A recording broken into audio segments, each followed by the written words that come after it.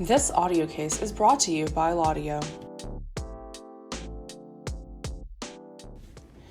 In re Estate of Mahoney, 1966.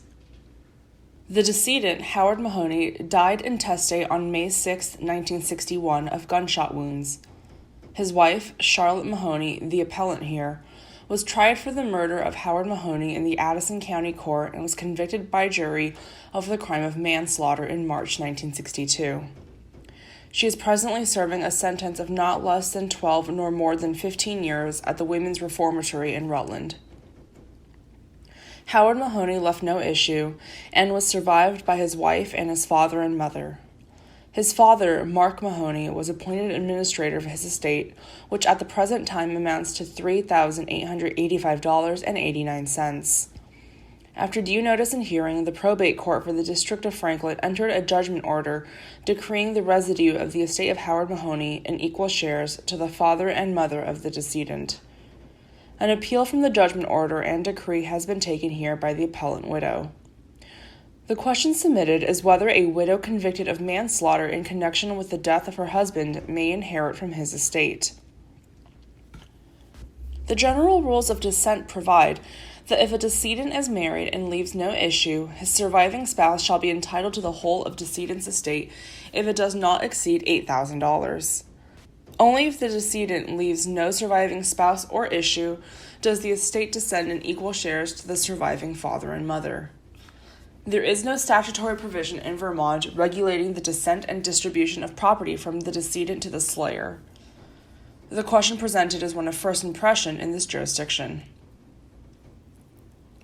In a number of jurisdictions, statutes have been enacted in which certain instances, at least, prevent a person who has killed another from taking by descent or distribution from the person he has killed.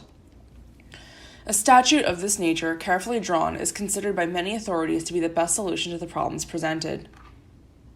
Courts in those states that have no statute preventing a slayer from taking by descent or distribution from the estate of his victim have followed three separate and different lines of decision. 1. The legal title passed to the slayer and may be retained by him in spite of his crime. The reasoning for so deciding is that devolution of the property of a decedent is controlled entirely by the statutes of descent and distribution. Further, that denial of the inheritance to the slayer because of his crime would be imposing an additional punishment for his crime not provided by the statute, and would violate the constitutional provision against corruption of blood. 2.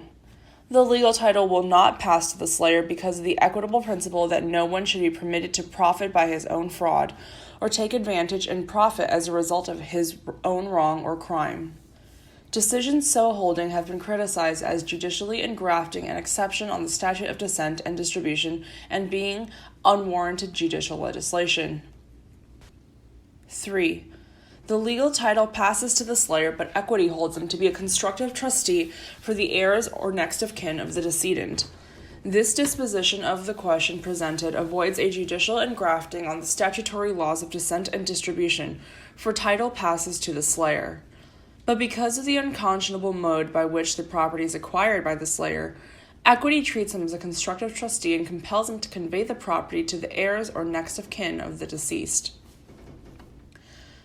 The reasoning behind the adoption of this doctrine was well expressed by Mr. Justice Cardozo in his lecture on the nature of the judicial process. Quote, "Consistency was preserved, logic received its tribute by holding that legal title passed, but it was subject to a constructive trust. A constructive trust is nothing but the formula through which the conscience of equity finds expression.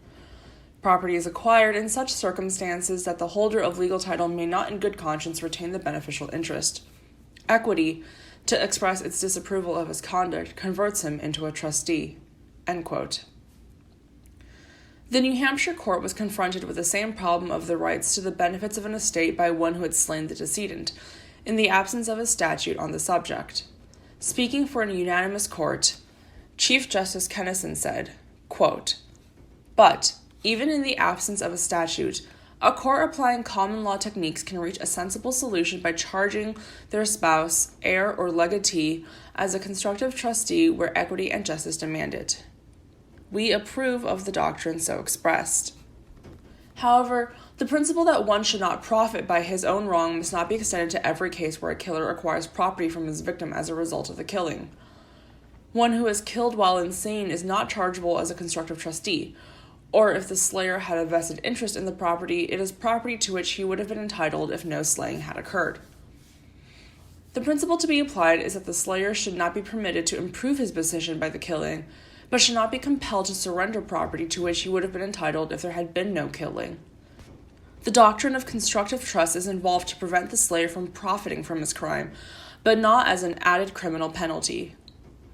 The appellant here was, as we have noted, convicted of manslaughter and not of murder. She calls to our attention that while the restatement of restitution approves the application of the constructive trust doctrine where a devisee or legatee murders the testator, such rules are not applicable where the slayer was guilty of manslaughter. The cases generally have not followed this limitation of the rule, but hold that the line should not be drawn between murder and manslaughter, but between voluntary and involuntary manslaughter. We think that this is the proper rule to follow.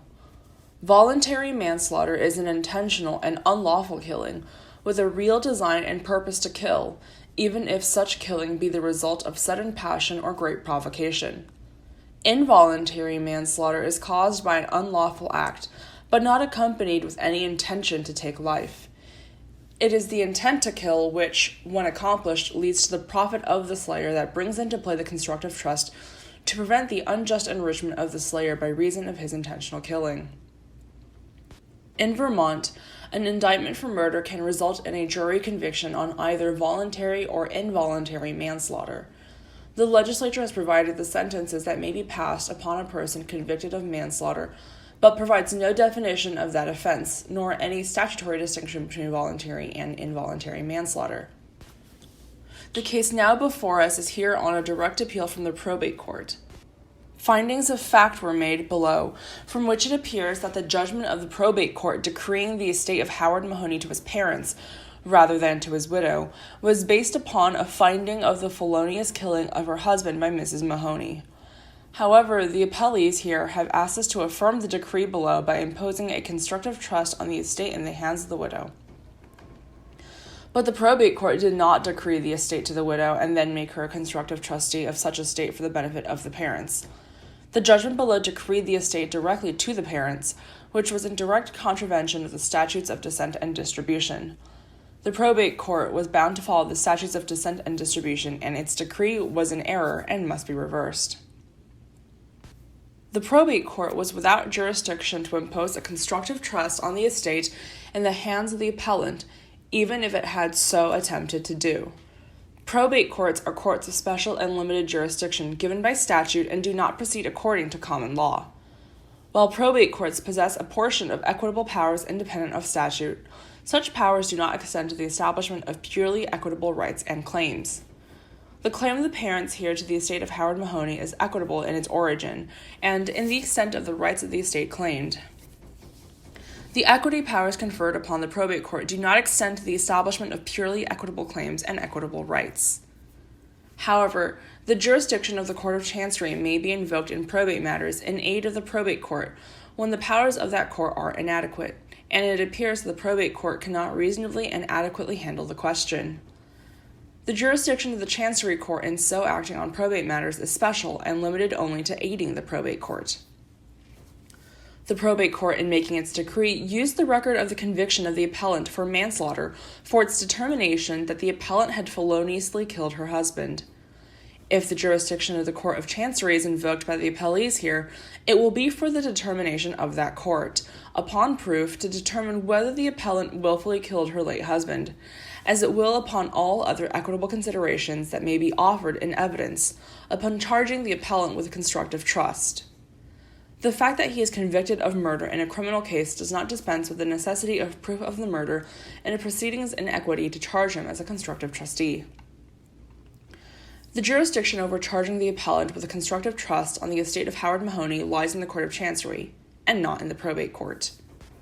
Decree reversed and cause remanded, with directions that the proceedings herein be stayed for 60 days to give the administrator of the estate of Howard Mahoney an opportunity to apply to the Franklin County Court of Chancery for relief. If application is so made, proceedings herein shall be stayed pending the final determination thereof. If application is not so made, the probate court for the District of Franklin shall assign to Charlotte Mahoney, surviving wife, the right and interest in and to the estate of her deceased husband, which the Vermont statutes confer. Justice Shangraw concurring. I concur in the result. It must be acknowledged that it would be inequitable and unjust for a person who has intentionally killed another to inherit from the person whose life he has so taken. I am concerned with the impractical aspects of the constructive trust doctrine applied in this case. In its application, the burden and expense of again litigating the criminal issue must be borne by the parties interested. Here, the expense of carrying the burden of proof on this issue by the parents might well be prohibitive. The amount involved is relatively small. To continue this litigation, even though the parents should ultimately prevail, may well be, at least money-wise, like digging a hole to get the dirt to fill another hole.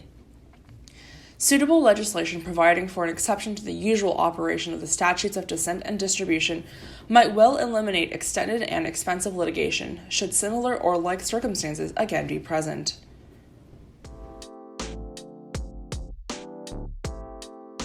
For more audio cases, visit us at laudioforlisteners.com. Follow us on Instagram and Facebook, and subscribe to our YouTube channel.